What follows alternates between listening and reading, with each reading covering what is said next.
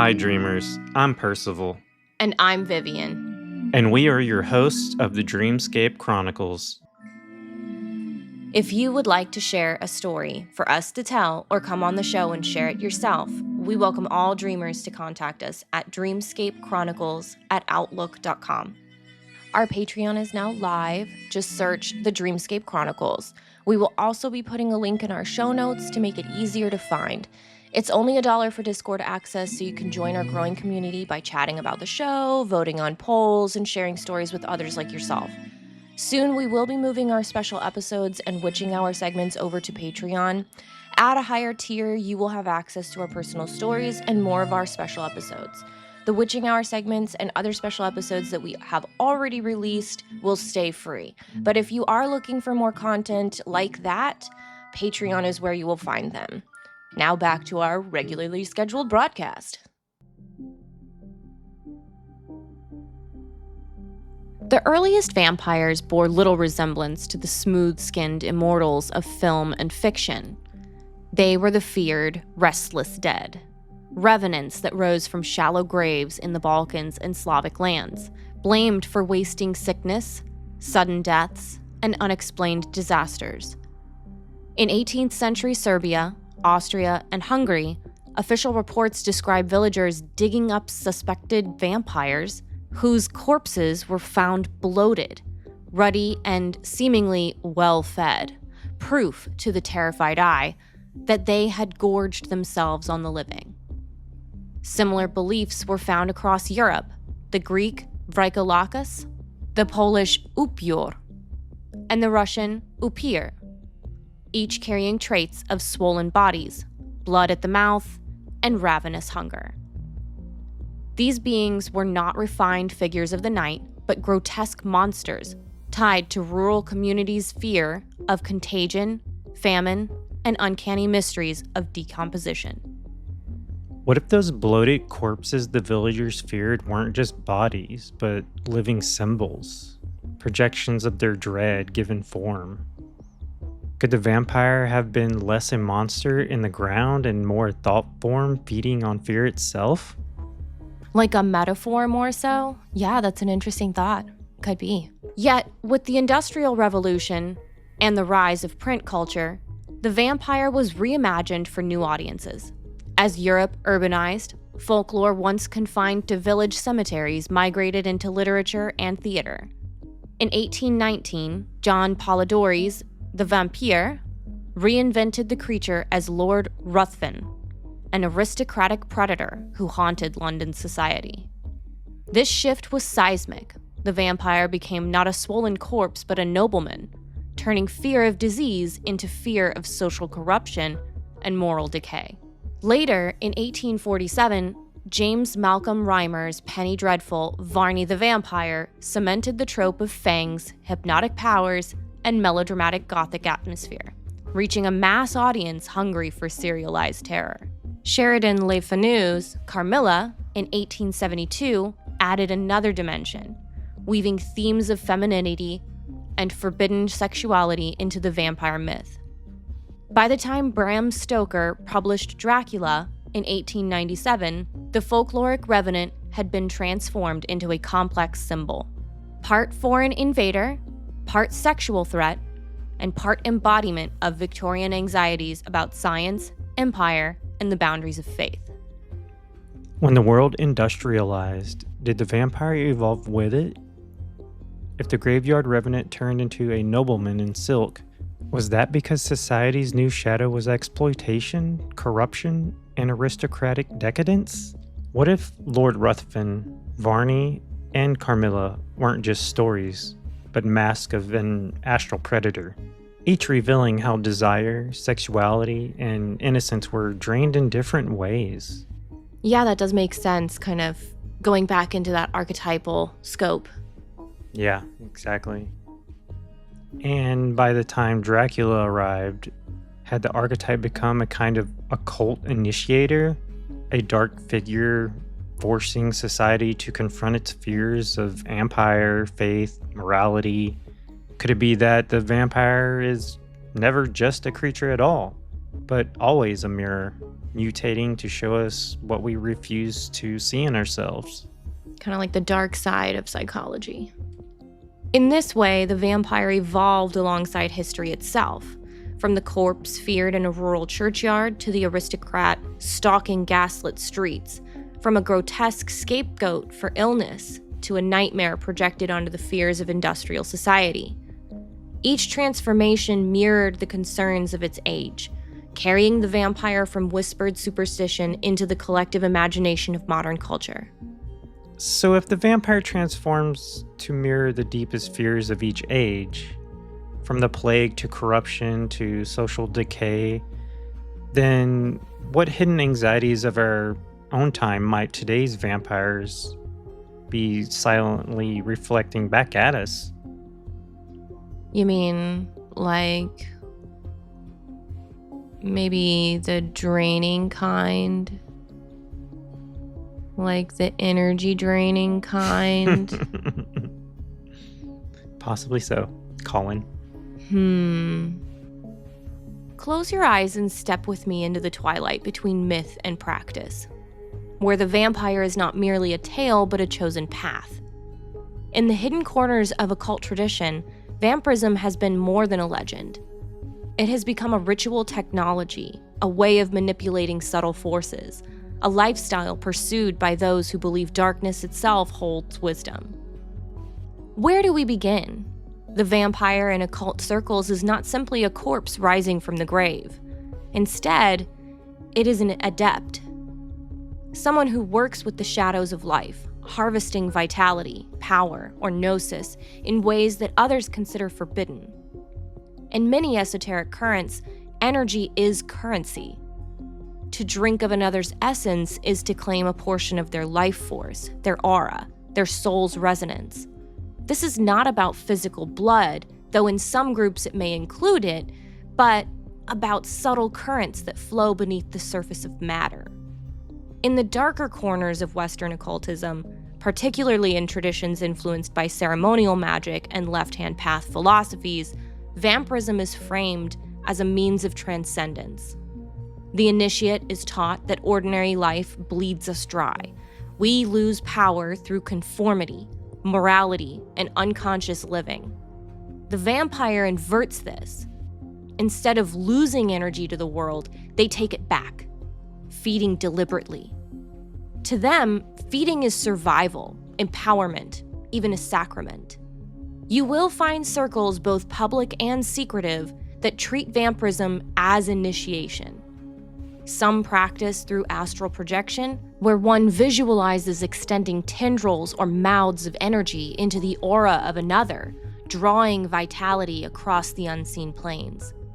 Others gather in ritual lodges where feeding becomes collective, each participant offering and taking energy in controlled rites that mimic ancient feasts of gods and spirits.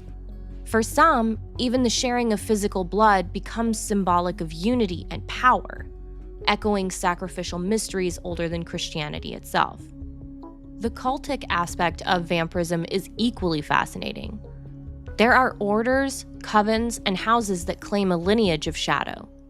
They adopt names, seals, and oaths of secrecy.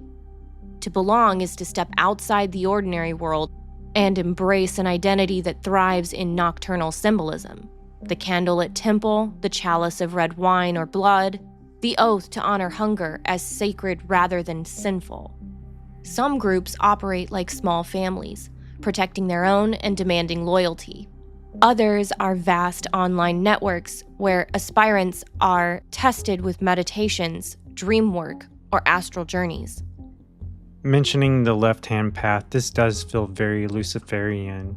And I hear what you're saying, and from like a Jungian occult lens, it makes a lot of sense. The vampire in the description isn't just a monster. It's the shadow being ritualized, given structure instead of denied. Jung would probably point out that this archetype surfaces because we repress hunger, power, and desire, and in these practices, people choose to engage with those forces directly. When they turn feeding into sacrament or blood into symbol, It's like they're reframing the forbidden as sacred. The real tension, though, is whether the path lets someone integrate their shadow or whether they end up consumed by it. Pun intended. I see what you did there. But let's not mistake this for play acting alone. In some occult cosmologies, vampirism is connected to darker entities, ancient gods of night, spirits of the underworld, or egregores created by centuries of belief. To work as a vampire is to align with these forces, to become a vessel for the nocturnal powers that humanity has both feared and worshipped. Some speak of Lilith, the mother of demons, others of Cain, the cursed wanderer marked by God, whom some traditions mythologize as the first vampire. To invoke such figures is to step into the lineage of exile, rebellion, and forbidden knowledge. And here lies the danger. Occult vampirism does not merely drain others. It requires the practitioner to cultivate their own void. They become a vessel, an empty chalice, that pulls in light. But the deeper one feeds, the deeper the void becomes. It is a path of hunger without end, and therein lies its paradox. Those who walk it speak of empowerment, yet also of the gnawing emptiness that never stops whispering. The occultist who takes too much risks dissolving their own humanity, consumed by the very shadow they hoped to master. You know, you're absolutely right, and the warning isn't just poetic. It's echoed across myth and occult traditions. Take Lilith in Jewish folklore. She began as a night demon, but in esoteric circles, she becomes the archetype of rebellion, exile, and forbidden feminine power. When invoked in vampiric practice, she embodies both empowerment and insatiable hunger, a current that can strengthen the adept, but also devour them. Like you mentioned, Cain is another example. Some left-hand path systems reimagine him as the first vampire, cursed to wander eternally, sustained but never satisfied. His myth is a perfect mirror of the paradox you described, survival bought with emptiness. Yeah, you got it. You know, even in ceremonial magic, the idea of egregores supports this. When centuries of fear, fascination, and desire are projected onto an archetype like the vampire, it gains an almost independent life on the astral plane. To align with it may offer energy or power, but it also requires feeding the entity in return. The practitioner becomes the vessel as much as the master. You're totally right. So the danger is real. Occult vampirism isn't just draining others. It's about cultivating an inner void that consistently pulls. Myth, folklore, occult philosophy all agree. The deeper one feeds, the deeper the hunger becomes, and the risk is losing the very humanity the practice was meant to transcend. Yeah, so true. The esoteric teachings surrounding vampirism often include protective practices. For every technique of feeding, there is a technique of shielding.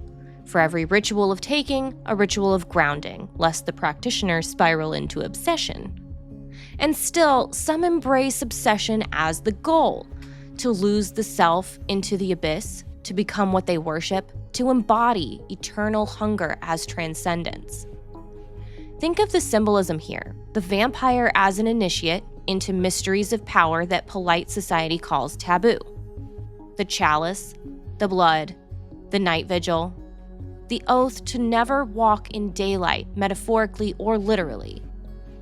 It is the inversion of common spirituality, which speaks of giving light and service.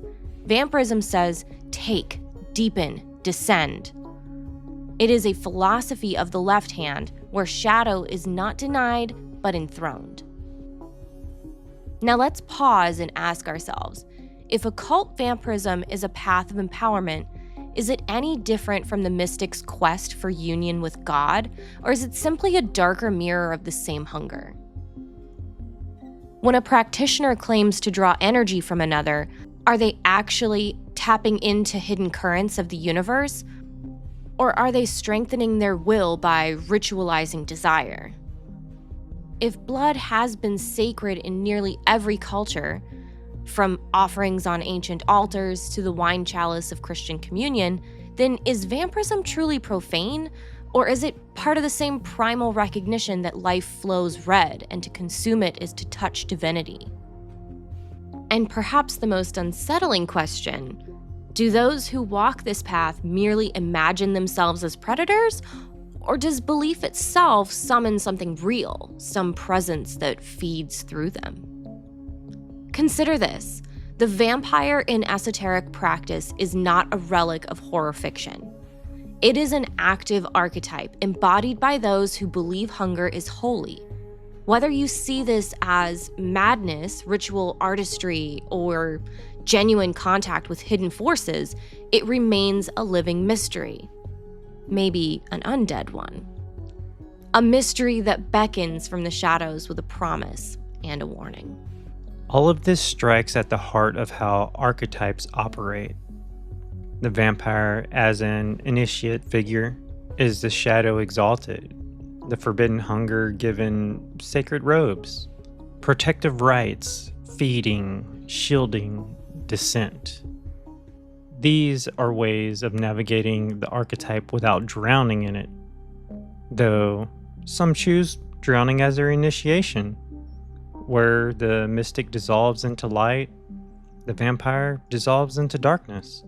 Both are images of union, only cast through different mirrors. Blood, energy, ritual, these are symbols of life force, and in every culture they open a door to the presence of the divine.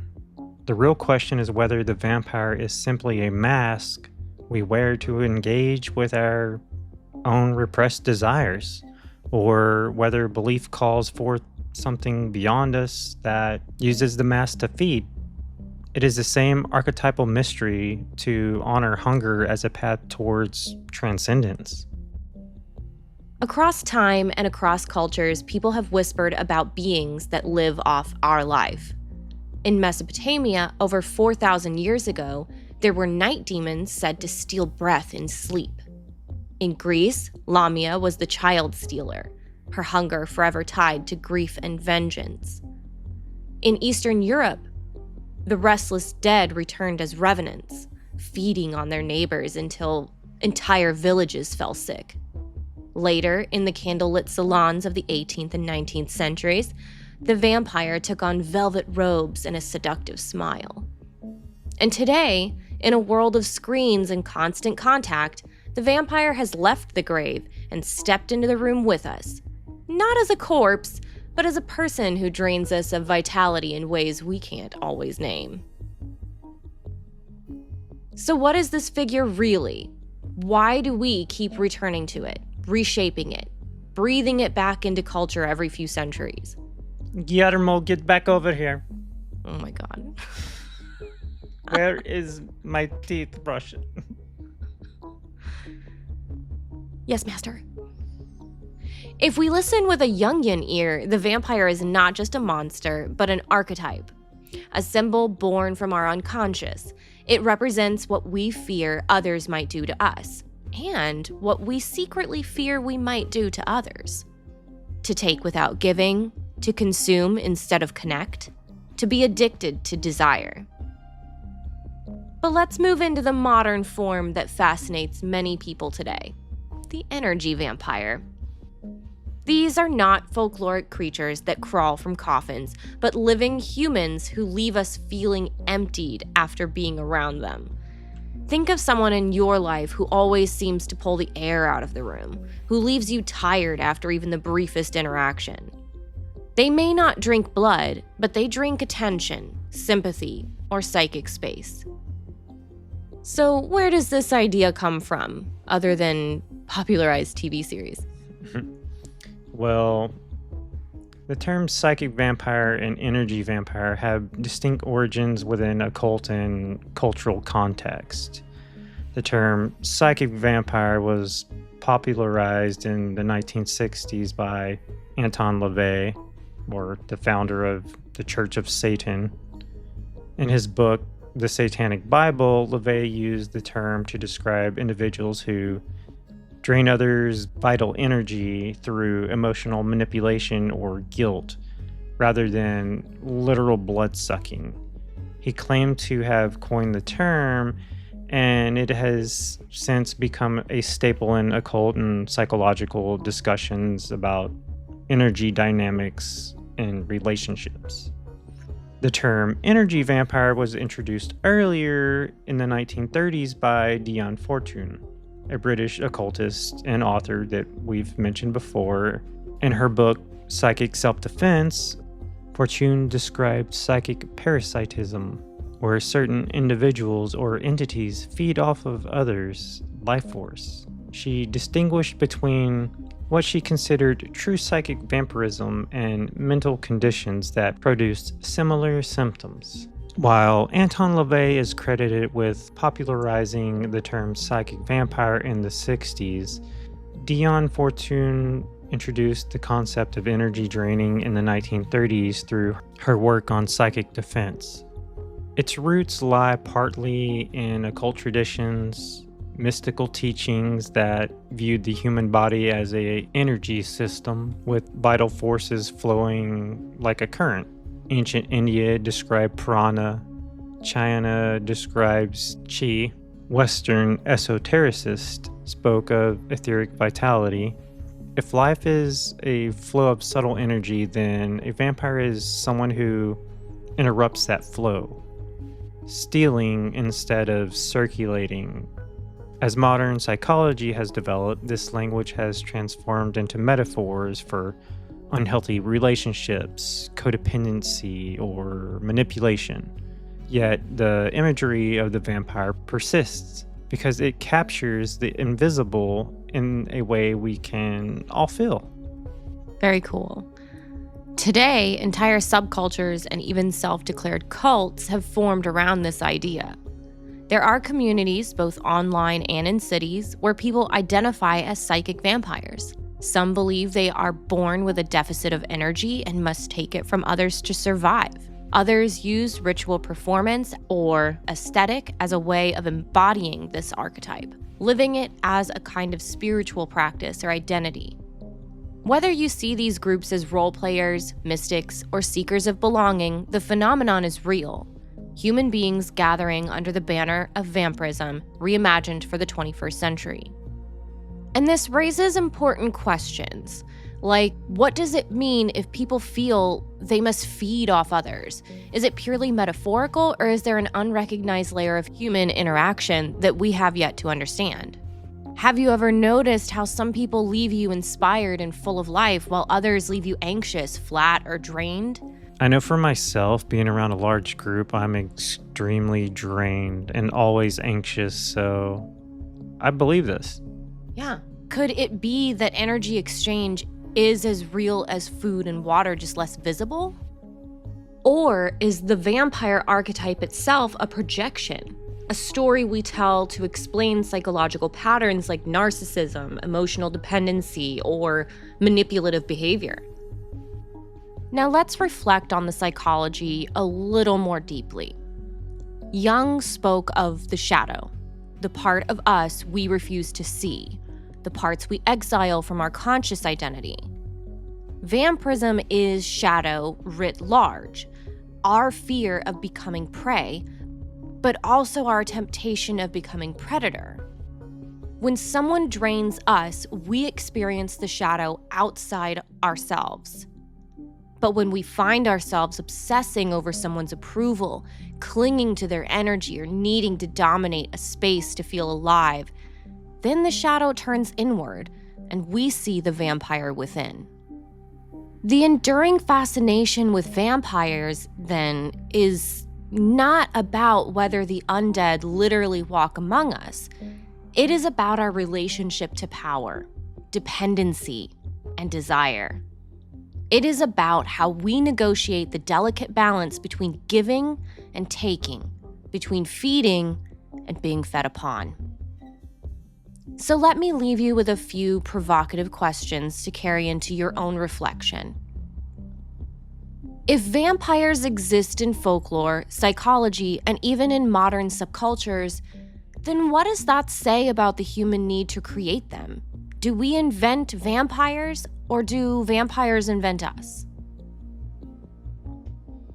If energy is real, whether emotional, psychological, or spiritual, do we have an ethical responsibility to learn how to protect and cultivate it? Is the vampire a monster, or is it a teacher, forcing us to examine those hidden exchanges that govern all relationships? And finally, maybe the boldest question. When you think of a vampire, do you imagine someone else feeding on you? Or do you recognize that at times, you too may have worn the vampire's cloak? That's the paradox of the vampire archetype. It is always the other, and yet it is always us. So, we had a vampire to interview, but his flight got delayed. Oh, wow. Yeah, it was unfortunate. That really sucked. You know, we made it through a vampire episode without mentioning Bela Lugosi or Eternal Life. That's batty. What is wrong with us? Many things, but, for one, we're trying to run a podcast in our 30s, so there's hitting the nail on the head a little too hard there. Oh, and Vincent Price. He was a vampire. Was he? Yeah, and he taught Kermit how to be a vampire. Ooh, is he still? Vincent Price, if you're out there, please contact us through the void at dreamscapechronicles@outlook.com. Yeah, do that. And if you've seen Vincent Price walking around, drop us a comment. In our socials, one of the many that I can't recall right now.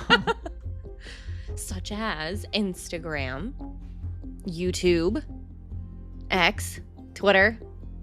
X is Twitter. Okay.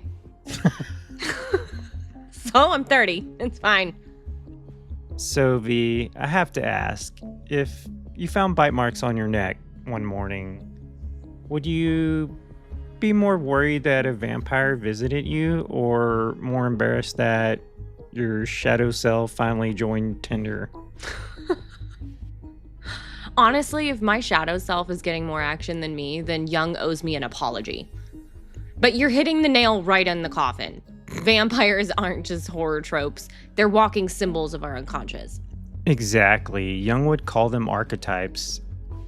They're the shadow with fangs, the hidden part of us that wants to consume, to take, to control, and because we can't admit that desire in daylight, we bury it deep, where it crawls out at night with terrible fashion sense and a thirst for blood. Well, that explains half the goth clubs in the 90s. But seriously, think about it. In folklore, the vampire shows up when communities are under stress.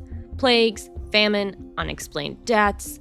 They dig up corpses and say, "Look, the body's bloated. There's blood on its lips. It must be feeding on us." When really, it was just decomposition.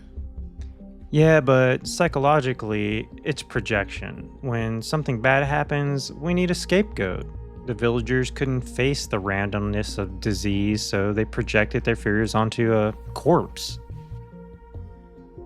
The vampire became a symbol of the unknown within, literally the darkness underground. And Jung would say that's not just folklore, that's therapy material. The vampire is the embodiment of what we repress: desire, death, sexuality, hunger. The parts we don't let out in the daylight world of polite society. Which is why, after the Industrial Revolution, the vampires started wearing a tux. Folklore had them as bloated corpses. Literature turned them into aristocrats. Count Dracula isn't just undead, he's also a landlord, which, let's be honest, is the scariest part. Right? Dracula's whole gig is a parasitic economics. He doesn't just drain blood, he drains property values. And in this economy, that's really damaging. Jung might argue that he's the archetype of unchecked desire, wealth, immortality, sexuality. And notice how he never eats a sandwich. He's all appetite, no balance. And that's where the symbolism gets juicy, pun intended. The vampire embodies addiction. It's desire that doesn't stop. Whether it's blood, power, or Instagram likes. Please don't forget to like, follow, and share. It's the archetype of more, more, more. And that's why they're terrifying, because we recognize that hunger in ourselves. Oh, yeah. That's why modern people talk about energy vampires. We all know someone who drains us. Not with teeth, but with conversation. You leave the room feeling like you've run a marathon, and they leave the room like they just drank a Red Bull. I had a boss like that. You go into their office full of ideas, and by the time you left, you were basically a husk, just muttering, "Yes, master." Basically corporate vampirism. Fucking Renfield. That's the funny part. When you frame it Jungian style, it's not about the fangs at all. It's about recognizing that these creatures are psychological shorthand. The folklore didn't survive because it was true. It survived because it speaks a truth. Let's push that a little further. If vampires are the shadow, what happens when we embrace them? Jung would say integration. Facing our darkness makes us whole. Maybe the vampire isn't here to kill us. Maybe it's here to force us to acknowledge our appetites. So basically, instead of staking Dracula, you invite him to therapy? Exactly. So, Count, tell me about your relationship with your father. But seriously, what would it mean instead of demonizing hunger for love, for power, for survival, we learn to manage it? That's a profound point.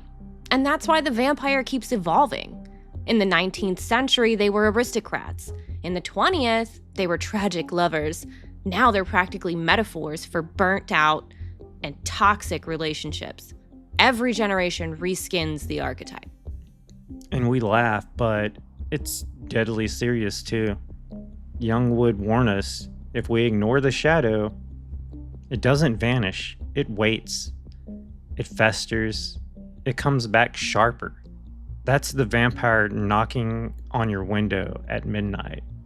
Which makes me wonder, if everyone has a shadow vampire, do we all have to decide whether to feed it, fight it, or dance with it? Dancing with a vampire?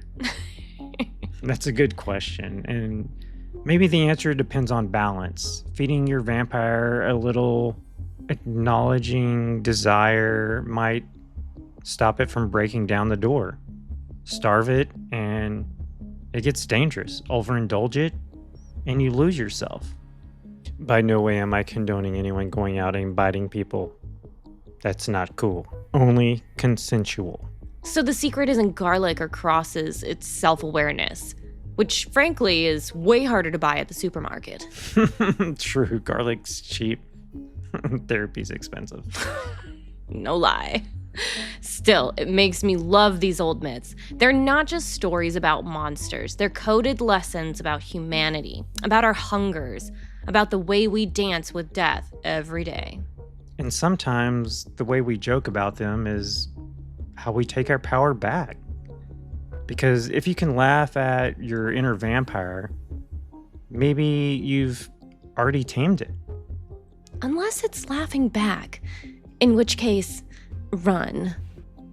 So now that you're tenderized from our mental energy draining rant, remember to lock your windows, check your mirrors twice, and maybe keep a crossbow handy. Because those vampires aren't just in stories. They're lurking in the shadows, probably judging your taste in snacks. But I love garlic Pringles.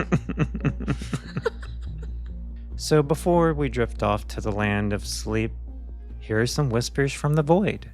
We would like to give a big thank you to all of our Patreon supporters. Yes, huge shout out to you guys. There's a lot of time and energy that goes into making this podcast happen. And your support Without it, I don't think we would be here still. Probably not. We owe a huge thank you to those who we have interviewed over the past few weeks and those we are still working with. Timing is something we are working out still, and we can't wait to get more folks on the show real soon. So, thank you all for your participation and patience during this process.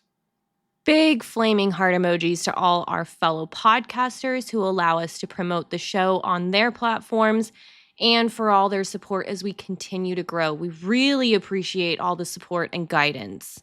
And last but never least, to all of our listeners who have been with us along our descent into madness, we really love you all and appreciate you hanging with us on your work days or your days off. Or when you're doing the dishes, because we know ya. So until next time, dreamers, I'll just leave you with this thought about when I went to the auto repair shop the other day and realized I had a hole in my tire, which is what the guy had said, and he offered to change the tire for me, just the one. Of course, then I had to ask myself, did I need to change all 4 tires? Because the man said that would be most beneficial, of course, and I want to do what's best for the car. So I thought about it, and they were about $200 a piece, and I'm thinking $800, that's quite a lot of money for tires. But of course, if it has to be done, it has to be done. So I tell him, all right, we'll go ahead and change all 4 tires. So by the time he got done with the tires, he told me that the windshield wipers needed replaced as well. And of course, I wanted to get that done while I was there. So I said, okay, go ahead and replace the windshield wipers. And then he did, and he asked to check my oil while I was there. And he did, and he said that needs to be changed as well. Of course, I don't know if I need synthetic or conventional oil, and he's asking me what I prefer as far as the oil weight goes and what I used on my car, because of course, there's so many choices.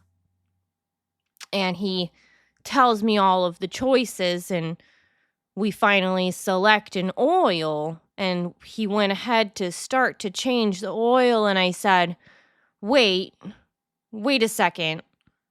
And then I remembered I don't have a car. But of course, we'd already changed the tires and the wipers. So I told him go ahead with the oil. It seems like the best maintenance for the car. Of course, and that's what really matters. So once I paid and I was done, I jumped back on my bicycle and I got the heck out of there. Thank goodness, too, because I had just found a sweet little steering wheel cover I liked, and that would just be frivolous. When I got a little down the road, though, I remembered my bike tire had a leak, so I turned around and went back. So, just keep dreaming, dreamers, and Join us in discovering what may lie beyond the walls of sleep.